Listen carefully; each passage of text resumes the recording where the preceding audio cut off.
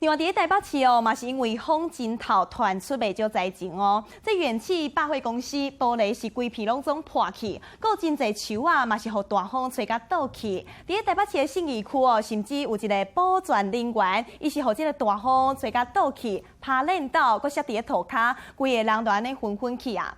专家都认为哦，这6到7级的这个大风，伫个信义区，因为有真侪这个大楼哦是真悬，所以这个风唔才会遐尔透。 摔到哦，爬链道。这个保全可能互强风吹倒，并1连、2连、3连。你起码风台要来，一天早起，民众经过信义区外面的顶棚，保全安尼摔伫咧涂骹，冰骨啊连，赶紧有人来甲关心。爬到这严重？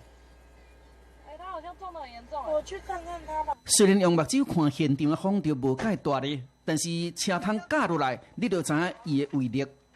我们实际回到当初保全疑似跌倒的地点，可以感觉到，虽然不是台风天，这里的风势依旧还蛮强劲的。有一些高楼中间那个风会被加速这个我们叫做风廊效应。信义站观测到的阵风大概有6到7级，过这种所谓的风廊效应的话，有可能那个风力有可能也会超过这个6到7级以上。